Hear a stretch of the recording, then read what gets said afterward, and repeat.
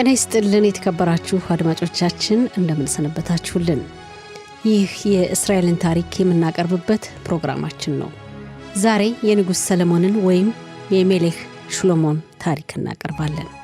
ከዚህ በፊት የመጀመሪያውን የእስራኤል ንጉስ ሳኦልን እና ሁለተኛውን ንጉስ የንጉስ ዳዊትን ወይም ዳዊድ አሜሌክ ታሪካቸውን ማቅረባችን ይታወሳል። በዛሬው ፕሮግራማችን የንጉስ ሰለሞንን ታሪክ እናቀርባለን። አብራችሁን ቆዩ። ወርቅነሽ እሸቴ ነኝ።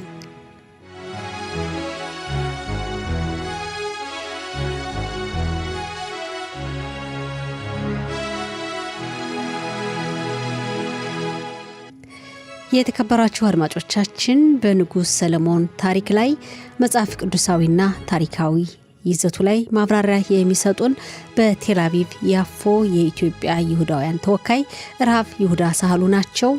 ለራብ ይሁዳ ሳህሉ ከወዲሁ ላቅ ያለ ምስጋና እናቀርባለን። ንጉስ ሰለሞን የእስራኤል ሶስተኛው ንጉስ ሲሆን ውልደትና እድገቱን ስንመለከት እናቱ ቤተሳቤህ አባቱ ደግሞ ንጉስ ዳዊት ናቸው። በመጽሐፍ ቅዱስ ታሪክ ንጉስ ዳዊት ከአንድ በላይ ሚስቶች እንዳሉት ይጠቀሳል።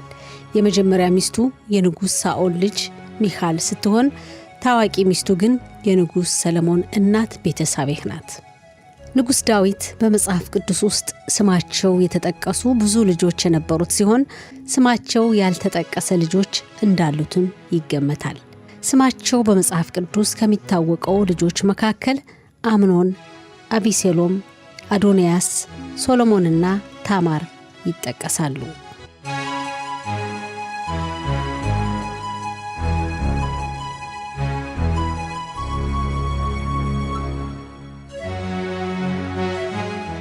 ራብ ይሁዳ ሳህሉ ጤና ይስጥልን፣ እንደምን አሉ? ጤና ይስጥልኝ ወይዘሮ ወርቅነሽ። ደህና ነን እግዚአብሔር ይመስገን። ደህና ናችሁ ወይ እናንተ?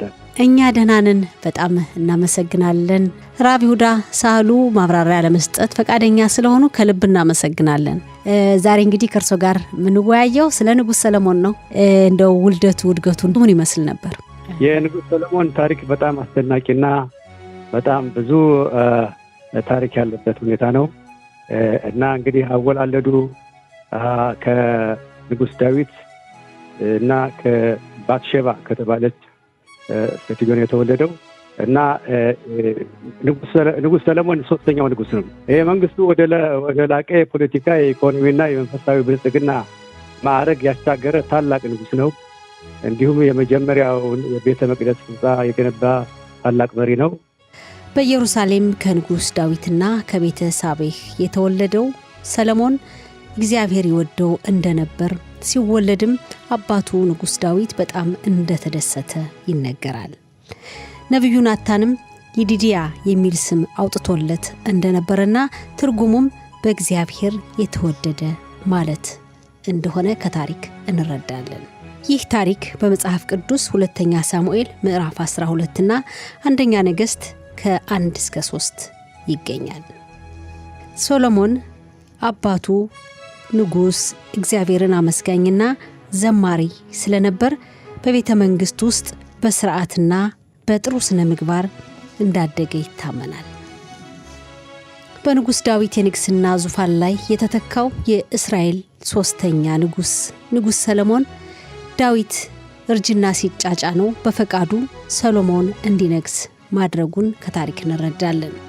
የንጉስ ዳዊት የእርጅና ዘመን በመጽሐፍ ቅዱስ በተለይ በአንደኛ ነገሥት ምዕራፍ 1 እስከ 2 ተገልጿል። በዚያ ጊዜ ንጉስ ዳዊት በአካል በጣም ደክሞ ነበር። ነገር ግን በመንግስቱ ጉዳይ ላይ ትልቅ ተጽዕኖ እንደነበረው ይነገራል። በእርጅና ምክንያት ሰውነቱ ተዳክሞ ብርድ ይሰማው ስለነበር እንድትጠብቀውና እንድትንከባከበው አገልጋዮቹም አቢሻግ የተባለች ወጣት ሴት አመጡለት። በዚያን ጊዜ አዶንያስ የተባለው ልጁ ያላባቱ ፈቃድና እውቅና ራሱን ንጉስ ለማድረግ ሞክሮ እንደነበር ከታሪክ እንረዳለን። ይህ ጉዳይም በቤተ መንግስቱ ውስጥ ታላቅ ፖለቲካዊ ችግርን ፈጥሮ ነበር። ነብዩ ናታንና የሰለሞን እናት ቤተሳቤህ ወደ ዳዊት ገቡና ከዚህ በፊት አስቦ እንደነበረው ሰለሞን እንዲነግስ አስታወሱት። ከዚያም ዳዊት ሰለሞንን በይፋ ንጉሥ እንዲሆን አዘዘ። ሰለሞንም በጊሆን ተቀብቶ ተቀባአ መንግሥትን ተቀበለ። ሕዝቡም ንጉሥ ሰለሞን ሆይ 1000 ዓመት ይኑር፣ 1000 ዓመት ይንገስ ብሎ ደስ ብሎት አወጀ። ይህ በዳዊት የንግስና ዘመን የመጨረሻ ታላቅ ውሳኔ እንደነበር በታሪክ ይነገራል።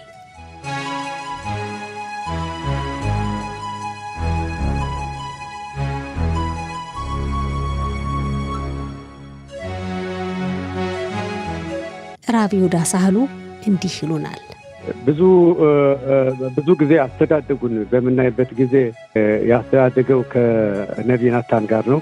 ናታን ነው ሁሉም ነገር እየመራ እያስተማረ ያሳደገው እና ከልጅነቱ ጀምሮ የኦሪትን ትምህርት በጣም ያስተምሩት ነበር እና ሊቃውንቶች ሁሉ የሃይማኖት ሊቃውንቶች ሁሉ አካባቢ እየተወሰደ ብዙ ትምህርት ተምሯል።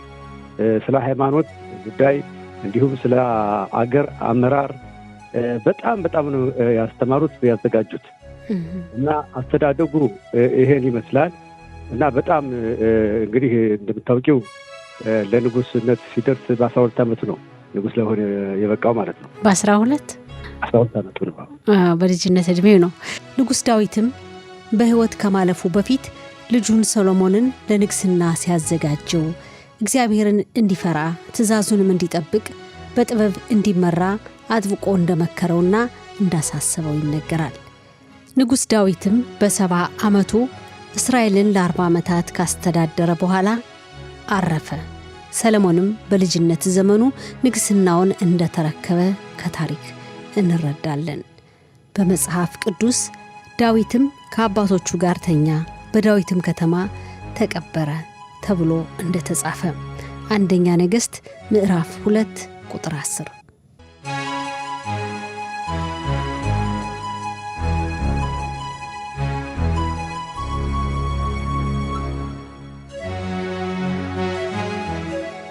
እንግዲህ ንጉስ ዳዊት 70 ዓመት ላይ ደርሷል እና የ70 ዓመት አዛውንት ሆኖ በጣም ይበርደው ነበር። ካልጋ እንኳን ለመንቀሳቀስ ያቅተዋል። ከዛ አንጻር ያውም ደህና ወጣት ልጅ እሱን ተመርጣ መጥታ እሱን የምትንከባከብ አቢሻግ የምትባል ልጅ ነበረች እና እዛ ላይ እንዳለ እንግዲህ ሳያስበው ማለት ነው ንጉስ ሰለሞን ለባትሼባ ቃል ገብቶላታል። በፊት የገባላት ቃል ምንድን ነው? ልጅሽ ይነግሳል፣ ሰለሞን ነው ንጉስ የሚሆነው፣ እሱን አነግሰዋለሁ ብሎ በፊት ነግሯታል። ግን አሁን ሰውየው በጣም ያው ንጉስ ዳዊት በጣም ስላረጀ ነገሮችን ሳይረሳ የቀረ አይመስለኝም። ከዛ አንጻር ሁኔታው ተጓተተ። ሰውየው ብዙ ጊዜ አልጋ ላይ ነው የሚውለው፣ አልጋ ቁራኛ ሆኗል እና በዛ ላይ ነው እንግዲህ የንጉስ ሰለሞን ታላቅ ወንድም አዶንያስ የሚባለው እኔ እነግሳለሁ ብሎ ራሱን አዘጋጀ። ምክሩም ከጾርያ ልጅ ከዮአብ ከካህኑ ከአብያታር ጋር አደረገ ማለት ነው። እነዚህ እንግዲህ እነኚህ ሰዎች ጾርያ የሚባለው አብያታር፣ ዮአብ የሚባሉት በጣም የዳዊት ታላቅ ታማኝ ሰዎች ነበሩ። ከእነሱ ጋር ውስጡን የሆነ ያው መፈንቅለ መንግስት ማለት ነው ጥንስስ አድርገው አባታቸው ሳያውቅ ዳዊት ሳያውቅ በጎን ሂዶ አዶንያሁ ራሱን አነገሰ። ይሄ እንግዲህ በአንደኛ ነገሥት ቁጥር 1 ላይ የተጠቀሰ ነው። ነቢዩ ናታን እና ቤርሳቤህ ባትሼባ ተመካከሩ። ሁለቱ ደግሞ በጣም የሆነ ስምምነት አደረጉና እንዴት አድርገው ንጉሱን ማሳመን እንደሚችሉ ሁለቱ ተመካከሩ። ያው ናታን ማለት ንጉስ ሰለሞን ያሳደገ ነው። ባትሼባ ደግሞ የሰለሞን እናት ነች፣ የንጉስ ዳዊት ባለቤት ናት። አሁን መጀመሪያ ምን ተባባሉ? ባትሼባ መጀመሪያ እኔ ንጉስ ወልግባ፣ ዝም ብሎ እንግዲህ አይገባም ንጉስ ጋር እኔ ልግባ፣ እኔ ገብቼ ከሰገድኩና ካነጋገርኩት በኋላ እነግረዋለሁ ነጥቡን። ከዛ በኋላ ደግሞ ያው ናታን ተከትሎ እንደሚገባ ነው። ይሄን ፕሮግራም አደረጉ። በፕሮግራማቸው መሰረት ባትሼባ ወደ ንጉስ ዳዊት ገባች፣ ሰገደች። ከዛ ንጉስ ሆይ ልጅሽ ይነግሳል ብለህ ነበር፣ ሰለሞን ከኔ በኋላ ይነግሳል ብለህ ቃል ገብተህልኝ ነበር፣ በዙፋኔም ይቀመጣል ብለህ ነበር። ነገር ግን እንዴት ነው የሚሰማው ሌላ ነገር ነው ምናምን ስትለው ወዲያው ተከትሎ ማን ገባ? ናታን ነቢይ ገባና ንጉሥ ያው እንዴት ነው አዶንያውን ሊነግስ ፈቅደለታል ወይስ እንዴት ነው አለው። ንጉሡ አልፈቀድኩም አለው። አሁን በጣም ንጉሡ ደነገጠ። አሁን ምን አደረገ? ወዲያው በሉ የኔን ፈረስ እንቀመጥበትን ማምጡ፣ ከዛ ሌሎች ኮሄን ይኸው ራሱ ናታን፣ ሌሎች የንጉሡ ታማኝ የቀሩ አሉ፣ እነሱን አሰባስቦ ዛሬውኑ ንጉሥ ሰለሞንን እኔ ወንበር አስቀምጣቸው አንግሱት አለ። እና በዛችው ቀን ምንም ጊዜ አልነበረም። ያኛው እዛ ነግሶ አውጇል። በሌላ በኩል ነው፣ ከቤተ መንግስቱ አይደለም፣ ሌላ አካባቢ ነው አዶንያስ። ይሄኛው ከቤተ መንግስቱ ከዳዊት ቤት ወጣ ማለት ነው። እዛ የራሱ ፈረስ ላይ አስቀመጡት። ወደ ጊዮን ወሰዱት። ጊዮን የሚባል ወንዝ ነበር፣ ወደዛ ወሰዱት ንጉሥ ሰለሞን። ካህኑ ማን ነበር እሱን የሚሾመው? ጻዶቅ የተባለ ካህን ነው። የዘይቱን ቀንድ ከድንኳኑ ወስዶ ሰለሞንን ቀባው ይላል። መለከትም ተነፋ። ህዝቡም ሁሉ ንጉሥ ሰለሞን 1000 ዓመት ይንገስ እያሉ መጮህ ጀመሩ ማለት ነው። ደስታ ሆነ ማለት ነው። ይሄ በጎን ነው የተካሄደው ነው። አነጋገሱ ይሄን ይመስል ነበር። ከዛ በኋላ እነኛም በዛ ትልቅ ደስታ ያደርጋሉ። የነኚህ ግን በለጠ። ለምን? ከንጉሥ ዳዊት ጋር ነው። አሁን ንጉሥ ዳዊት የንጉሥ ዳዊት ደጋፊው በሙሉ ሰለሞንን ደግፎ መለከት እየነፋ በከተማው ሲዞር እነዛ ሲሰሙ አንዴ ይሄው ንጉሥ ሰለሞን ነገሰ አንተ ሳስበው። አሁን እነሱ በጣም ደነገጡ። በጣም የንጉሥ ታማኝ የሆኑ አንድ ኮሄን ነበር። እንደገና የጦር አዛዡ ዋናው የንጉሥ ሰለሞን ታማኝ የሆነው የጦር አዛዡ ነበር። እነሱ ሌሎችም ተጨማምረው ነፍስ አድን ሆነ። አሁን ለምን ይሄኛው በይፋ ነግሷል፣ ይሄኛው ግን በይፋ አይደለም፣ በመፈንቅለ መንግስት ማለት ነው ያደረገው። ንጉሥ ሰለሞን ንግስናውን ሲረከብ ገና ወጣት የነበረ ሲሆን ራሱን ትንሽና ልምድ የሌለው መሪ እንደሆነ አድርጎ ስለተመለከተ በጊብዖን እግዚአብሔር ሲገለጥለት ጥበብና የሚሰማ ልብ እንዲሰጠው መጠየቁ በታሪክ ተጽፏል። እግዚአብሔርም በሰለሞን ልመና ተደስቶ ክብርን፣ ጥበብና ሀብትን አብዝቶ እንደባረከውና ሰለሞን በዓለም ሁሉ በጥበቡ የታወቀ ንጉሥ እንደሆነ ይነገራል። አሁንም ድረስ በዓለማችን ታሪክ ጠቢቡ ሰለሞን የእስራኤል ጠቢብ ንጉሥ በመባል ይዘከራል። እና ያው ምን አደረገ? ንጉሥ ሰለሞን በጣም ጥበበኛ ነበር። ከልጅነቱ ጀምሮ በጣም አዋቂ ነው። እርግጥ 12 ዓመት ልጅ ነው በዚህ ሲነግስ። ግን ምንድን ነው ያደረገው? አንደኛ አንድ ንጉሥ ሲነግስ መጀመሪያ የአገር ውስጥ ተቃራኒ የውስጥ ተቃራኒ ማስወገድ አለበት እና መጀመሪያ ምንድን ነው ያደረገው? እና አዶንያስን ማጥፋት እንዳለበት ነው። አዶንያስ ተስፋ አልቆረጠም። ምን አደረገ? በሰው አስጠየቀው። ያስጠየቀው ምንድን ነው? የንጉሥ ዳዊትን ትንከባከበው የነበረችውን ወጣት ልጅ ያችን ልጅን ላገባት ምን አለበት? እኔ ከሷ ጋር ፍቅር ይዞኛል ምናምን ሲል ንጉሥ ሰለሞን ወዲያው ነቃ። ለምን? የንጉሱን ሚስት እንዳገባ ስለሚቆጠር ንጉሥ የመሆን መብት ሊደርሰው ይችላል ማለት ነው። ከዛ አንጻር ንጉሥ ሰለሞን ሁኔታውን ነቃና ወዲያው አስገደለው ማለት ነው። አሁን አንድ ጠላት ወደቀ ማለት ነው። ከዛ በኋላ የጦር አዛዡን ለመግደል ሲያሳደው ያ ሂዶ የት ገባ? ቤተ መቅደስ ውስጥ ገብቶ ይሄ ቁርባን የሚቀርበት መደብ አለ ሚዝቢያ የሚባል የሱን ቀንድ ያዘ ይላል። እዛ ውስጥ ሰው ገብቶ መግደል ይከለክላል። አሁን ንጉሥ ሰለሞን ግን ምርጫ ስለሌለው ያን ሰውዬም ከዛው አስገደለው ማለት ነው። ሁለተኛው ጠላት ወደቀ ማለት ነው። ከዛ ካህኑ ነበር። ካህኑን ምን አደረገው? ካህኑን ከስልጣኑ አውረደው። አልገደለውም። ከስልጣኑ አውረደው። ከዛ ወደ ሌላ ሀገር ስደት እንዲሄድ አደረገው ማለት ነው። 3 ጠላቶች አለቁ። ሌላው ጠላት ደግሞ አንድ ዳዊትን የተሳደበ ደግሞ አንድ የሱ ጠላት ነበረ።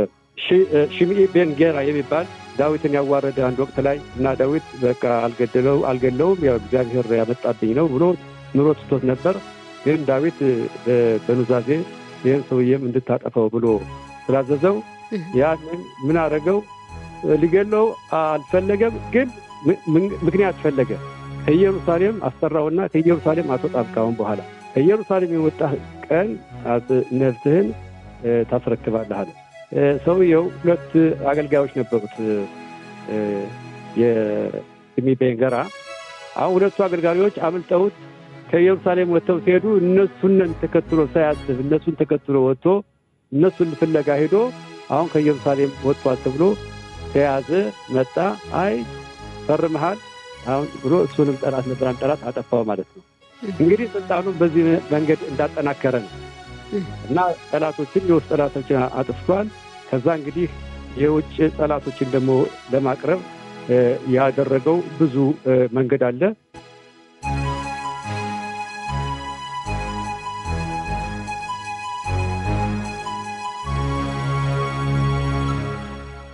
የተከበራችሁ አድማጮቻችን የንጉሥ ሰሎሞን ታሪክ በዚህ አላበቃም። ቀጣዩን ክፍል በሚቀጥለው ፕሮግራማችን ወደ እናንተ እናደርሳለን። ራብ ይሁዳ ሳህሉን በጣም እናመሰግናለን። ወርቅነሽ እሸቴ ነኝ። በሚቀጥለው ፕሮግራም እስክንገናኝ ቸርን ሰንብት።